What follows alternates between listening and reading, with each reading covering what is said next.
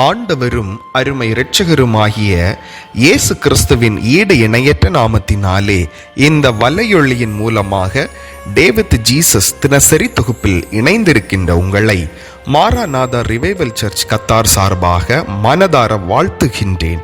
தேவ ஆசீர்வாதம் உங்களை வழி நடத்தட்டும். ஆமேன். இந்த நேரத்திலே சற்று நேர சிந்தனைக்காய் தெரிந்து கொள்ளப்பட்ட வசனம் அப்போஸ்தலருடைய நடபடிகள் 18வது அதிகாரம் அதன் 10வது வசனம். தீங்கு செய்யும்படி ஒருவனும் உன்மேல் கை போடுவதில்லை. இயேசுவே உமக்கு மகிமை உண்டாவதாக. ஆமேன். அன்பர்களே, கிறிஸ்துவினுடைய ஐக்கியத்திற்குட்பட்ட நம்மை அவர் பராமரிக்கின்றார். ஆகவேதான் இன்றைய தினம் நம்மிடமாக நல்வார்த்தையாக அவர் சொல்லிக் கொள்வது, தீங்கு செய்யும்படி ஒருவனும் உன்மேல் கை போடுவதில்லை. எத்தனையோ ஆபத்துக்கள் கடந்த நாட்களிலே வந்த போதிலும் நம்மை அவர் கிருபையால் காத்து கொண்டார்.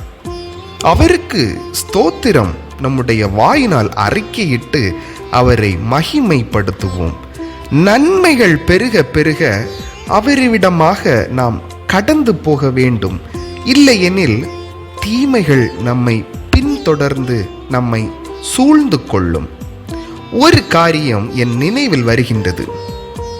அம்மொதத்தாவின் குமாரனாகிய ஆமான் என்னும் ஆகாகியன் அவனை வணங்கவும் இல்லை, நமஸ்கரிக்கவும் இல்லை என்று கோபப்பட்டதின் நிமித்தம் தான் உண்டு பண்ணின தூக்கு மரம், இதிலே சூசான் அரண்மனையிலே பென்யமீனியானாகிய கீசின் குமாரன் சீமேயினுடைய மகனாகிய யாவீரின் குமாரன் மொர்தெகாய் என்னும் பேருள்ள ஒரு யூதனை, அந்த யூத மனுஷனை கொல்ல வகை தேடினான்.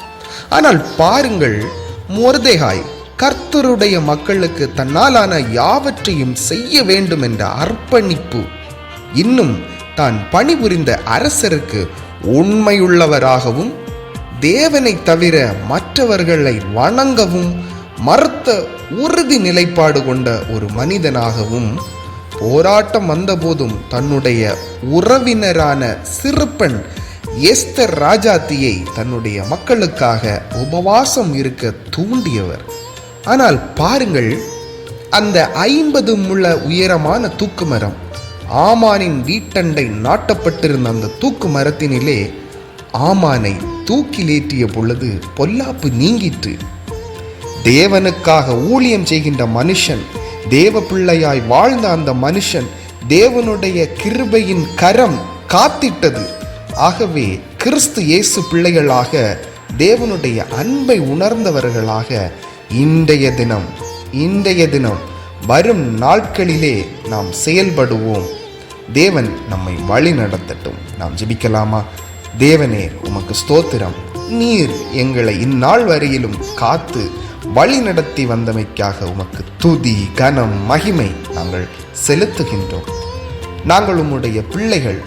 நீர் இன்று எங்களுக்கு கொடுத்த நல்வார்த்தைக்காக மனதார உம்மை வணங்குகின்றோம். நீரே பலப்படுத்தும், காத்து கொள்ளும். மனதார உமக்கு நன்றி. இன்ப இயேசு கிறிஸ்துவின் நாமத்தினாலே நாங்கள் ஜெபிக்கின்றோம். எங்கள் ஜெபம் கேளும் ஜீவனுள்ள நல்ல தகப்பனே. ஆமேன், ஆமேன், ஆமேன். அன்பானவர்களே, இன்றைய தினம் தேவன் உங்களை வழிநடத்தி ஆசீர்வதிப்பாராக. ஆமேன், ஆமேன், ஆமேன்.